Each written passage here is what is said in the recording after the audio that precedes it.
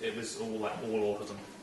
So, I mean, we meet a lot of families that haven't bothered to get an assessment. They know Disability Services doesn't have any money. They've got needs, but they're trying to meet them on their own and get by best they can. So by the time, and I think it's going to be a lot more than that. I think we're probably looking at around 120,000 people. They're expecting to need at least 13,000 more frontline staff. We're not talking about people to roll out the NDIS, we're talking about the actual frontline support workers. They need another 13,000 minimum.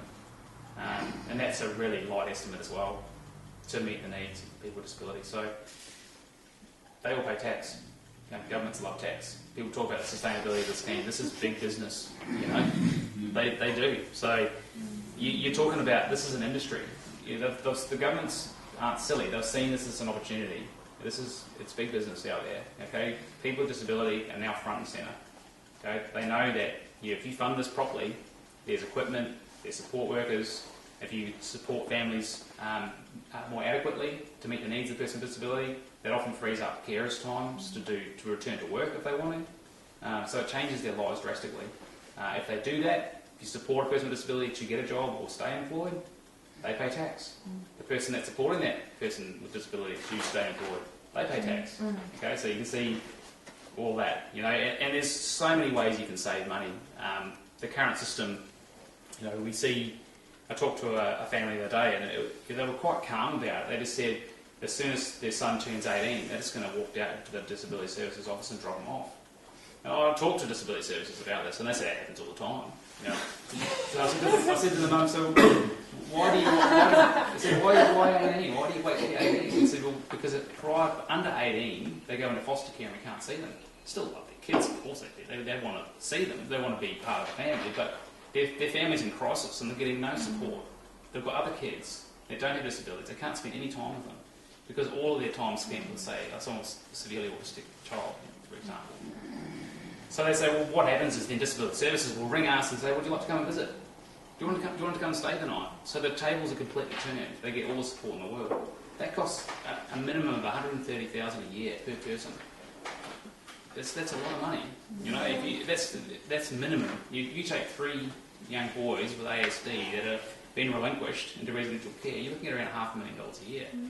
I can tell you now, it doesn't cost $500,000 a year to support those boys in a private rental accommodation. Okay, it doesn't. If the family wanted to rent and then the NDIS is around and they come along and they support them to stay in their home independently, it doesn't cost $500,000 a year.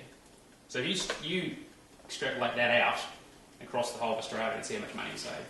Okay, so there's a lot that can be done to change the way people with disability are treated. Okay.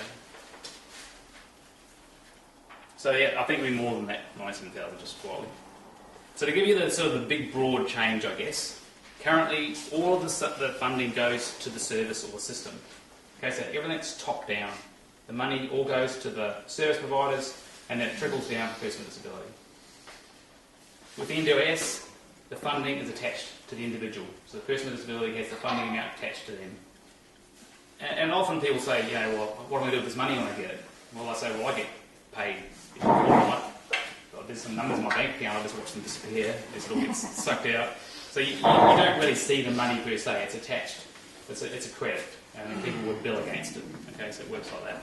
But the funding, nonetheless, is attached to the person with disability. They can see exactly how much money they've got to use, how much they have used, who's billed against their plan, the whole lot. It's very, very transparent. A much fairer system. As part of that, I mean, that top one with the funding now no longer going to the assisted services, they now become a business. Okay, they've got to provide quality supports and quality services that meet the needs of the people that are accessing it. Okay, if they don't, what are you going to do? You're going to go somewhere else. Okay, so if they want to stay in business, they need to provide quality supports, quality services that people want to use. That's one of the single biggest changes. Okay, it's that shift to that. It's all about that quality of service. It's all about providing the services that people need. Okay, and having the people that want to stay with them. The better they can provide the needs of the person with disability, the better. Okay, they're likely to stay with that service. And also the current system, you've got really no choice in the services or supports or the use. So if you had OT, I mean, this happens all the time.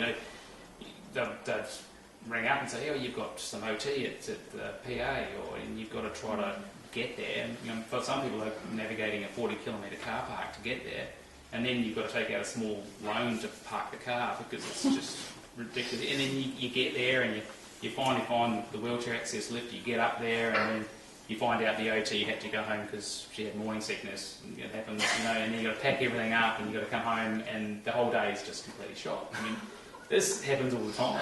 You know, is that convenient? Is it practical? Is it cost effective? No, it's not. You know, so I mean, the whole idea with the NDIS is you choose who suits you best. If you have an OT that's local that you know and you want to use, you use them. No one's going to tell you need to go to this OT.